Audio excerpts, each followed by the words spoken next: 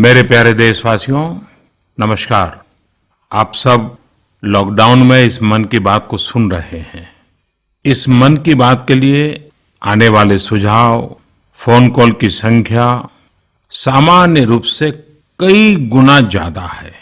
कई सारे विषयों को अपने अंदर समेट आपकी यह मन की बातें मेरे तक पहुंची हैं।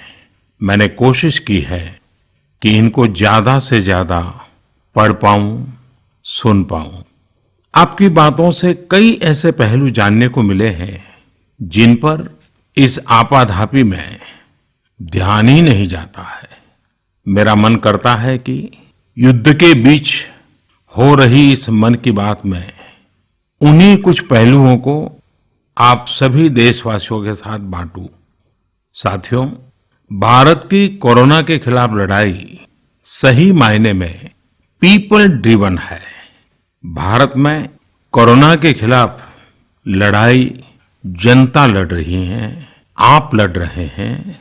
जनता के साथ मिलकर शासन प्रशासन लड़ रहा है। भारत जैसा विशाल देश जो विकास के लिए प्रयत्नशील है, गरीबी से निर्णायक लड़ाई लड़ रहा है। उसके पास कोरोना से लड़ने और जीतने का यही एक तरीका है। और हम भाग्यशाली हैं कि आज पूरा देश का हर नागरिक, जन जन इस लड़ाई का सिपाही है, लड़ाई का नेतृत्व कर रहा है। आप कहीं भी नजर डालिए, आपको एहसास हो जाएगा कि भारत की लड़ाई पीपल ड्रिवन है। जब पूरा विश्व इस महामारी के संकट से जूझ रहा है, भविष्य में जब इसकी चर्चा होगी, उसकी तौर तरीकों की चर्चा होगी, मुझे विश्वास है कि भारत की ये पीपल ड्रिवन लड़ाई, इसकी जरूर चर्चा होगी। पूरे देश में, गली मोहल्लों में, जगह जगह पर आज लोग एक दूसरे की सहायता के लिए आगे आए हैं। गरीबों के लिए खाने से लेकर राशन की व्यवस्था हो, लॉकडाउन का पालन हो, अस्पतालों की व्यवस्था हो, मेडिकल इक्विपमेंट का देश में ही निर्माण हो। आज पूरा देश एक लक्ष्य, एक दिशा, साथ साथ चल रहा है। ताली, थाली, दिया, मोमबत्ती, इन सारी चीजों ने जो भावनाओं को जन्म दिया, जिस जज्बे से देशवासियों ने कुछ न कुछ करने की ठान ली, हर किसी को इन बातों ने प्रेरित किया है। शहर हो या गांव, ऐसा लग रहा है जैसे देश में एक बहुत बड़ा महायज्ञ चल रहा है, जिसमें हर कोई अपना योगदान देने के लिए आतुर है। हमारे किसान भाई बहनों को ही देखिए, एक तरफ वो इस महामारी के बीच अपने खेतों में दिन रात मेहनत कर रहे हैं और इस बात की भी चिंता कर रहे हैं कि देश में कोई भी भूखा न सोए। हर कोई अपने सामर्थ्य के हिसाब से इस लड़ाई को लड़ रहा है। कोई किराया माफ कर रहा है, तो कोई अपनी पूरी पेंशन या पुरस्कार में मिली राशि को पीएम केयर्स में जमा करा रहा है। कोई खेत की सारी सब्जियां दान दे रहा है, तो कोई हर रोज सैकड़ों गरीबों को मुफ्त भोजन करा रहा है। कोई मास्क बना रहा है। कहीं हमारे मजदूर भाई बहन क्वारंटीन में रहते हुए जिस स्कूल में रह रहे हैं, उसकी रंगाई पुताई कर रहे हैं। साथियों, दूसरों की मदद के लिए आपके भीतर हृदय के किसी कोने में जो ये उमड़ता घुमड़ता भाव है ना, वही कोरोना के खिलाफ भारत की इस लड़ाई को ताकत दे रहा है। वही इस लड़ाई को सच्चे मायने में पीपल ड्रिवन बना रहा है। और हमने देखा है पिछले कुछ साल में हमारे देश में यह मिजाज बना है, निरंतर मजबूत होता रहा है। चाहे करोड़ों लोगों का गैस सब्सिडी छोड़ना हो, लाखों सीनियर सिटीजन का रेलवे सब्सिडी छोड़ना हो, स्वच्छ भारत अभियान का नेतृत्व लेना हो, टॉयलेट बनाने हो, अनगिनत बातें ऐसी है। इन सारी बातों से पता चलता है हम सबको एक मन, एक मजबूत धागे से पिरो दिया है, एक होकर देश के लिए कुछ करने की प्रेरणा दी है। मेरे प्यारे देशवासियों, मैं पूरी नम्रता पूर्वक, बहुत ही आदर के साथ आज 130 करोड़ देशवासियों की इस भावना को सर झुका करके नमन करता हूं। आप अपनी भावना के अनुरूप देश के लिए अपनी रुचि के हिसाब से, अपने समय के अनुसार कुछ कर सके, इसके लिए सरकार ने एक डिजिटल प्लेटफॉर्म भी तैयार किया है। ये प्लेटफॉर्म है covidwarriors.gov.in। मैं दोबारा बोलता हूं, covidwarriors.gov.in। सरकार ने इस प्लेटफॉर्म के माध्यम से तमाम सामाजिक संस्थाओं के वॉलंटियर्स, सिविल सोसाइटी के प्रतिनिधि और स्थानीय प्रशासन को एक दूसरे से जोड़ दिया है। बहुत ही कम समय में इस पोर्टल से 1.25 करोड़ लोग जुड़ चुके हैं। इनमें डॉक्टर, नर्सिस से लेकर हमारी आशा, एएनएम बहनें, हमारे एनसीसी, एनएसएस के साथी, अलग अलग फील्ड के तमाम प्रोफेशनल्स, उन्होंने इस प्लेटफॉर्म को अपना प्लेटफॉर्म बना लिया है। ये लोग स्थानीय स्तर पर क्राइसिस मैनेजमेंट प्लान बनाने वालों में और उसकी पूर्ति में भी बहुत मदद कर रहे हैं। आप भी covidwarriors.gov.in से जुड़कर देश की सेवा कर सकते हैं, कोविड वॉरियर बन सकते हैं। साथियों, हर मुश्किल हालात, हर लड़ाई कुछ न कुछ सबक देती है, कुछ न कुछ सिखा करके जाती है, सीख देती है, कुछ संभावनाओं के मार्ग बनाती है और कुछ नई मंजिलों की दिशा भी देती है। इस परिस्थिति में आप सब देशवासियों ने जो संकल्प शक्ति दिखाई है, उससे भारत में एक नए बदलाव की शुरुआत भी हुई है। हमारे बिजनेस, हमारे दफ्तर, हमारे शिक्षण संस्थान, हमारा मेडिकल सेक्टर, हर कोई तेजी से नए तकनीकी बदलावों की तरफ भी बढ़ रहे हैं। टेक्नोलॉजी के फ्रंट पर तो वाकई ऐसा लग रहा है कि देश का हर इनोवेटर नई परिस्थितियों के मुताबिक कुछ न कुछ नया निर्माण कर रहा है। साथियों, देश जब एक टीम बनकर के काम करता है, तब क्या कुछ होता है, ये हम अनुभव कर रहे हैं। आज केंद्र सरकार हो, राज्य सरकार हो, इनका हर एक विभाग और संस्थान राहत के लिए मिलजुल करके पूरी स्पीड से काम कर रहे हैं। हमारे एविएशन सेक्टर में काम कर रहे लोग हों, रेलवे कर्मचारी हो, ये दिन रात मेहनत कर रहे हैं ताकि देशवासियों को कम से कम समस्या हो। आप में से शायद बहुत लोगों को मालूम होगा कि देश के हर हिस्से में दवाइयों को पहुंचाने के लिए लाइफलाइन उड़ान नाम से एक विशेष अभियान चल रहा है।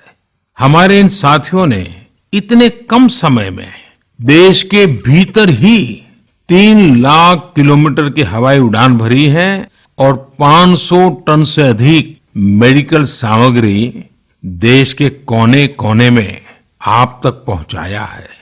इसी तरह रेलवे के साथ ही लॉकडाउन में भी लगातार मेहनत कर रहे हैं ताकि देश के आम लोगों को जरूरी वस्तुओं की कमी ना हो।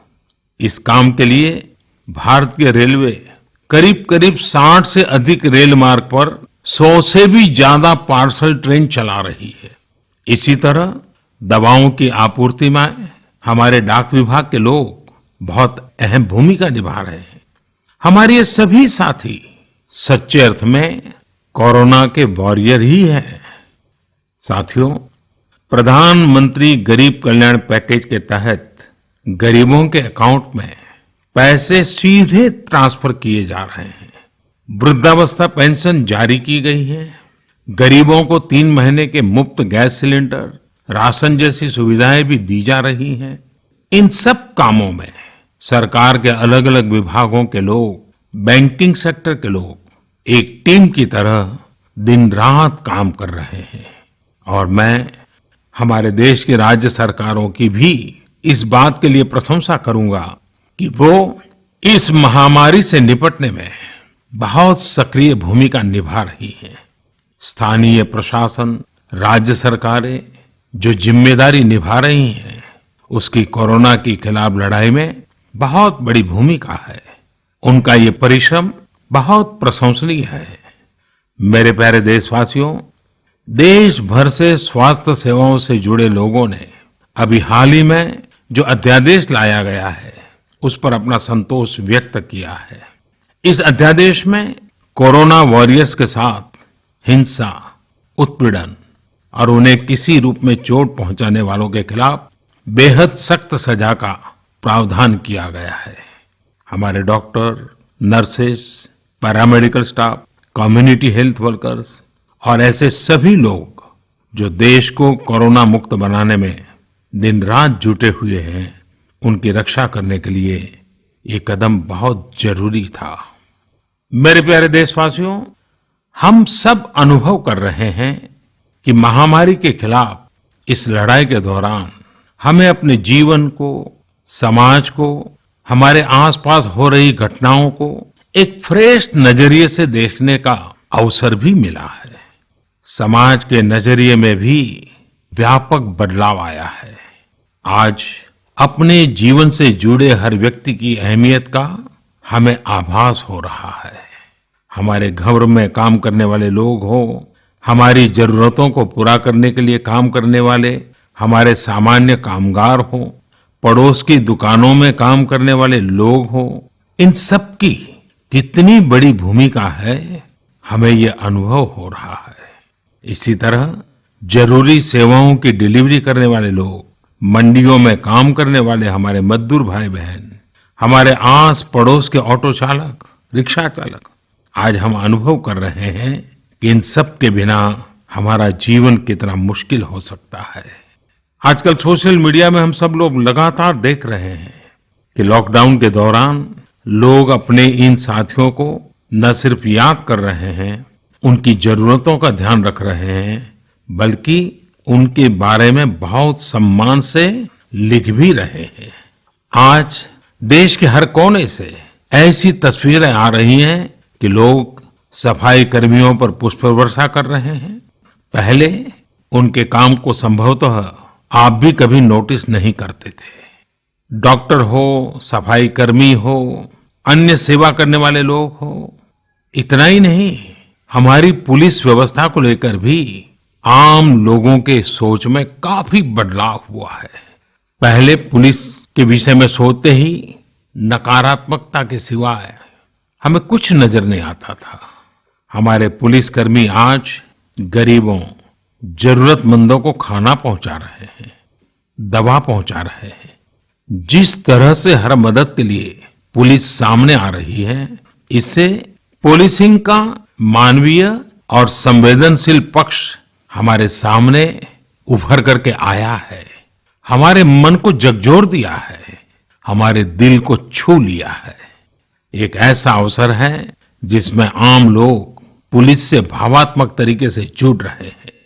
हमारे पुलिस कर्मियों ने इसे जनता की सेवा के एक अवसर के रूप में लिया है और मुझे पूरा विश्वास है इन घटनाओं से आने वाले समय में सच्चे अर्थ में बहुत ही सकारात्मक बदलाव आ सकता है और हम सब ने इस सकारात्मकता को कभी भी नकारात्मकता के रंग से रंगना नहीं है।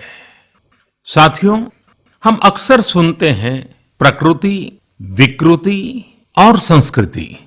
इन शब्दों को एक साथ देखें और इसके पीछे के भाव को देखें तो आपको जीवन को समझने का भी एक नया द्वार खुलता हुआ दिखेगा।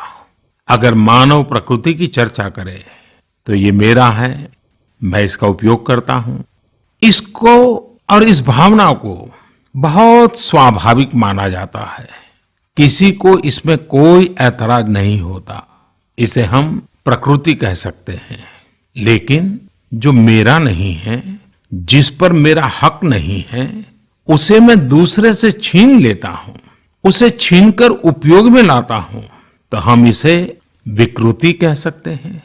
इन दोनों से परे, प्रकृति और विकृति से ऊपर जब कोई संस्कारित मन सोचता है या व्यवहार करता है तो हमें संस्कृति नजर आती है। जब कोई अपने हक की चीज, अपनी मेहनत से कमाई चीज, अपने लिए जरूरी चीज कम हो या अधिक, इसकी परवाह किए बिना किसी व्यक्ति की जरूरत को देखते हुए खुद की चिंता छोड़कर अपने हक के हिस्से को बांट करके किसी दूसरे की जरूरत पूरी करता है, वही तो संस्कृति है। साथियों, जब कसौटी का काल होता है तब इन गुणों का परीक्षण होता है।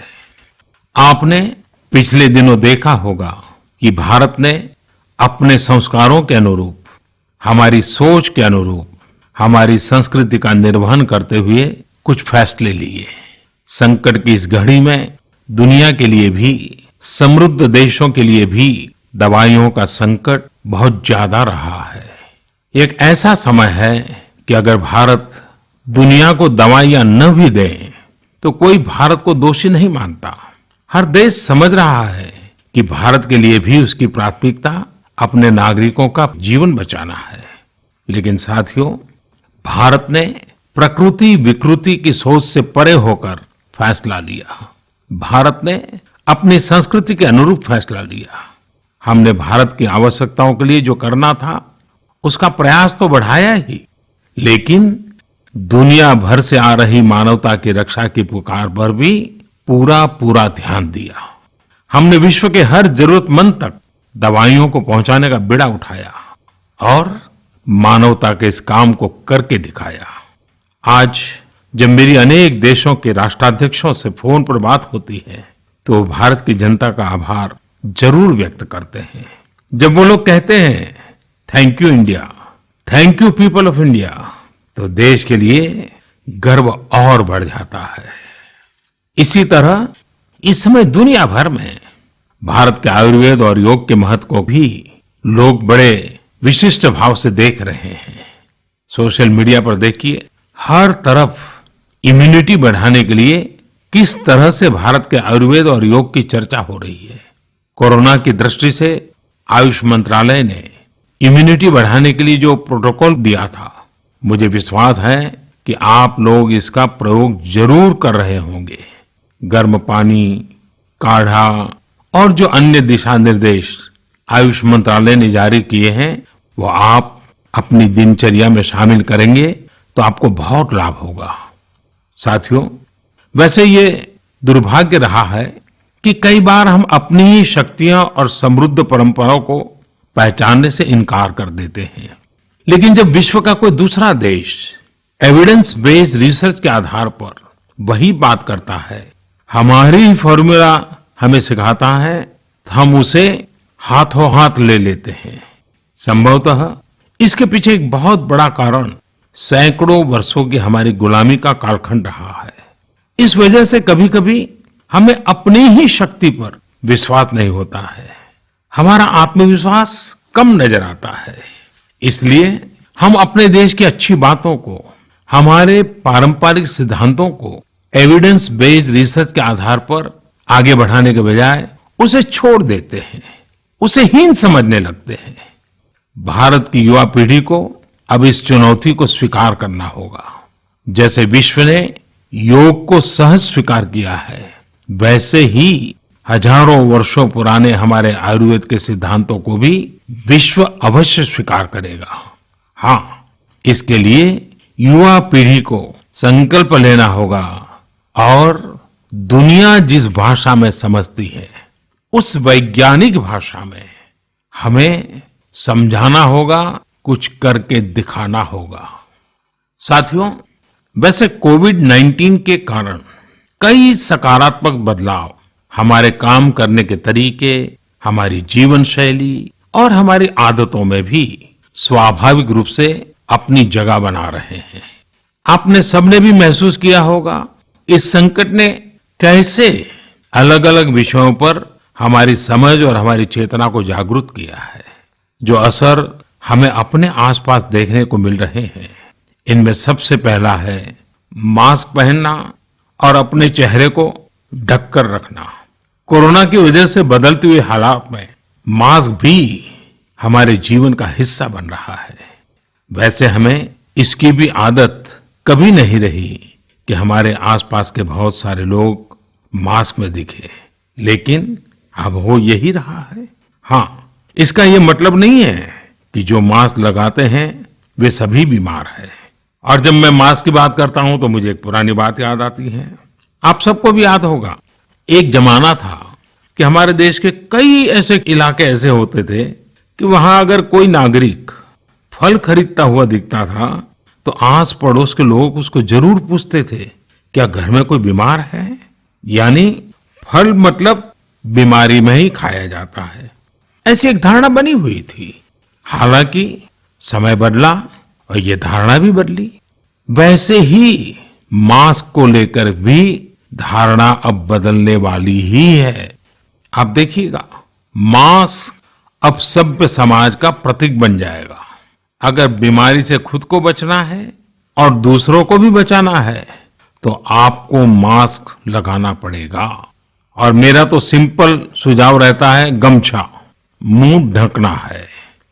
साथियों, हमारे समाज में एक और बड़ी जागरूकता ये आई है कि अब सभी लोग ये समझ रहे हैं कि सार्वजनिक स्थानों पर थूकने के क्या नुकसान हो सकते हैं।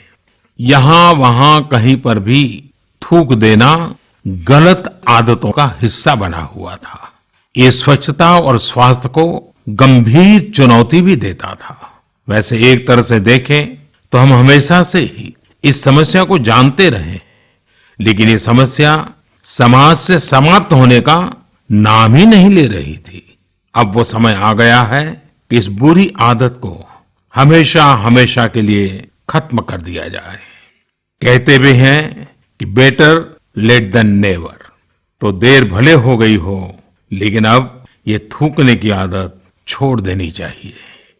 ये बातें जहां बेसिक हाइजीन का स्तर बढ़ाएंगी, वहीं कोरोना संक्रमण को फैलने से रोकने में भी मदद करेगी।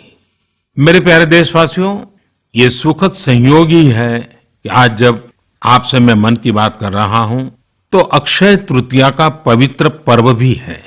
साथियों, क्षय का अर्थ होता है विनाश, लेकिन जो कभी नष्ट नहीं हो, जो कभी समाप्त नहीं हो, वो अक्षय है। अपने घरों में हम सब इस पर्व को हर साल मनाते हैं, लेकिन इस साल हमारे लिए इसका विशेष महत्व है। आज के कठिन समय में यह एक ऐसा दिन है जो हमें याद दिलाता है कि हमारी आत्मा, हमारी भावना अक्षय है। यह दिन हमें याद दिलाता है कि चाहे कितनी भी कठिनाइयां रास्ता रोके, चाहे कितनी भी आपदाएं आए, चाहे कितनी भी बीमारियों का सामना करना पड़े, इनसे लड़ने और जूझने की मानवीय भावनाएं अक्षय है। माना जाता है कि यही वो दिन है जिस दिन भगवान श्री कृष्ण और भगवान सूर्यदेव के आशीर्वाद से पांडवों को अक्षय पात्र मिला था। अक्षय पात्र यानी एक ऐसा बर्तन जिसमें भोजन कभी समाप्त नहीं होता है। हमारे अन्नदाता किसान हर परिस्थिति में देश के लिए, हम सब के लिए इसी भावना से परिश्रम करते हैं। इन्हीं के परिश्रम से आज हम सब के लिए, गरीबों के लिए देश के पास अक्षय अन्न भंडार है। इस अक्षय तृतीया पर हमें अपने पर्यावरण, जंगल, नदियां और पूरे इकोसिस्टम के संरक्षण के बारे में भी सोचना चाहिए, जो हमारे जीवन में महत्वपूर्ण भूमिका निभाते हैं। अगर हम अक्षय रहना चाहते हैं तो हमें पहले यह सुनिश्चित करना होगा कि हमारी धरती अक्षय रहे। क्या आप जानते हैं कि अक्षय तृतीया का यह पर्व दान की शक्ति यानी पावर ऑफ गिविंग का भी एक अवसर होता है। हम हृदय की भावना से जो कुछ भी देते हैं, वास्तव में महत्व उसी का होता है। यह बात महत्वपूर्ण नहीं है कि हम क्या देते हैं और कितना देते हैं। संकट के इस दौर में हमारा छोटा सा प्रयास हमारे आसपास के बहुत से लोगों के लिए बहुत बड़ा संबल बन सकता है। साथियों, जैन परंपरा में भी यह बहुत पवित्र दिन है, क्योंकि पहले तीर्थंकर भगवान ऋषभदेव के जीवन का यह एक महत्वपूर्ण दिन रहा है। ऐसे में जैन समाज इसे एक पर्व के रूप में मनाता है और इसलिए ये समझना आसान है कि क्यों इस दिन को लोग किसी भी शुभ कार्य को प्रारंभ करना पसंद करते हैं। चूंकि आज कुछ नया शुरू करने का दिन है, तो ऐसे में क्या हम सब मिलकर अपने प्रयासों से अपनी धरती को अक्षय और अविनाशी बनाने का संकल्प ले सकते हैं। साथियों, आज भगवान बसवेश्वर जी की भी जयंती है। ये मेरा सौभाग्य रहा है कि मुझे भगवान बसवेश्वर की स्मृतियां और उनके संदेश से बार बार जुड़ने का, सीखने का अवसर मिला है। देश और दुनिया में भगवान बसवेश्वर के सभी अनुयायियों को उनकी जयंती पर बहुत बहुत शुभकामनाएं। साथियों, रमजान का भी पवित्र महीना शुरू हो चुका है। जब पिछली बार रमजान मनाया गया था तो किसी ने सोचा भी नहीं था कि इस बार रमजान में इतनी बड़ी मुसीबतों का भी सामना करना पड़ेगा। लेकिन अब जब पूरे विश्व में ये मुसीबत आ ही गई है, तो हमारे सामने अवसर है इस रमजान को संयम, सद्भावना, संवेदनशीलता और सेवा भाव का प्रतीक बनाएं। इस बार हम पहले से ज्यादा इबादत करें ताकि ईद आने से पहले दुनिया कोरोना से मुक्त हो जाए और हम पहले की तरह उमंग और उत्साह के साथ ईद मनाएं। मुझे विश्वास है कि रमजान के इन दिनों में स्थानीय प्रशासन के दिशा निर्देशों का पालन करते हुए कोरोना के खिलाफ चल रही इस लड़ाई को हम और मजबूत करेंगे। सड़कों पर, बाजारों में, मोहल्लों में फिजिकल डिस्टेंसिंग के नियमों का पालन अभी बहुत आवश्यक है। मैं आज उन सभी कम्युनिटी लीडर्स के प्रति भी आभार प्रकट करता हूं जो 2 गज दूरी और घर से बाहर नहीं निकलने को लेकर लोगों को जागरूक कर रहे हैं। वाकई कोरोना ने इस बार भारत समेत दुनिया भर में त्योहारों को मनाने का स्वरूप ही बदल दिया है, रंग रूप बदल दिए हैं। अभी पिछले दिनों ही हमारे यहाँ भी बिहू, बैसाखी, पुथंडू, विशु, ओडिया न्यू ईयर ऐसे अनेक त्योहार आए। हमने देखा कि लोगों ने कैसे इन त्योहारों को घर में रहकर और बड़ी सादगी के साथ और समाज के प्रति शुभ चिंतन के साथ त्योहारों को मनाया। आमतौर पर वे इन त्योहारों को अपने दोस्तों और परिवारों के साथ पूरे उत्साह और उमंग के साथ मनाते थे, घर के बाहर निकलकर अपनी खुशी साझा करते थे। लेकिन इस बार हर किसी ने संयम बरता, लॉकडाउन के नियमों का पालन किया। हमने देखा है कि इस बार हमारे ईसाई दोस्तों ने ईस्टर भी घर पर ही मनाया है। अपने समाज, अपने देश के प्रति ये जिम्मेदारी निभाना आज की बहुत बड़ी जरूरत है। तभी हम कोरोना के फैलाव को रोक पाने में सफल होंगे, कोरोना जैसी वैश्विक महामारी को परास्त कर पाएंगे। मेरे प्यारे देशवासियों, इस वैश्विक महामारी के संकट के बीच आपके परिवार के एक सदस्य के नाते, और आप सब भी मेरे ही परिवारजन हैं, तब कुछ संकेत करना, कुछ सुझाव देना, ये मेरा दायित्व भी बनता है। मेरे देशवासियों से मैं आपसे आग्रह करूंगा, हम कतई अति आत्मविश्वास में न फंस जाएं। हम ऐसा विचार न पाल लें कि हमारे शहर में, हमारे गांव में, हमारी गली में, हमारे दफ्तर में अभी तक कोरोना पहुंचा नहीं है, इसलिए अब पहुंचने वाला नहीं है। देखिए, ऐसी गलती कभी मत पालना। दुनिया का अनुभव हमें बहुत कुछ कह रहा है और हमारे यहाँ तो बार बार कहा जाता है, सावधानी हटी तो दुर्घटना घटी। याद रखिए, हमारे पूर्वजों ने हमें इन सारे विषयों में बहुत अच्छा मार्गदर्शन किया है। हमारे पूर्वजों ने कहा है, अग्नि ही शेषम ऋण शेषम व्याधि शेषम तथैव च पुनः पुनः प्रवर्धेत तस्मात् शेषम न कार्येत। अर्थात हल्के में लेकर छोड़ दी गई आग, कर्ज और बीमारी मौका पाते ही दोबारा बढ़कर खतरनाक हो जाती है। इसलिए इनका पूरी तरह उपचार बहुत आवश्यक होता है। इसलिए अति उत्साह में स्थानीय स्तर पर कहीं पर भी कोई लापरवाही नहीं होनी चाहिए। इसका हमेशा हमेशा हमने ध्यान रखना ही होगा। और मैं फिर एक बार कहूंगा, 2 गज दूरी बनाए रखिए, खुद को स्वस्थ रखिए। 2 गज दूरी बहुत है जरूरी। आप सबके उत्तम स्वास्थ्य की कामना करते हुए मैं मेरी बात को समाप्त करता हूं।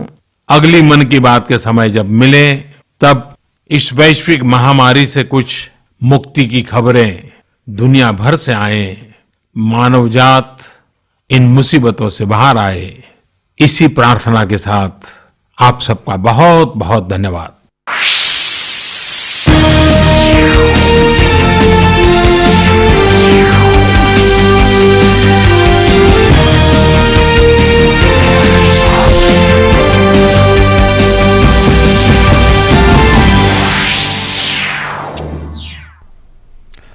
नमस्कार, इस खास कार्यक्रम में आप सभी का स्वागत है। जैसा कि आपने देखा कि प्रधानमंत्री ने आज मन की बात के जरिए न केवल देश बल्कि दुनिया को संबोधित किया और उन तमाम स्टेक होल्डर्स को धन्यवाद कहा, दिल से धन्यवाद कहा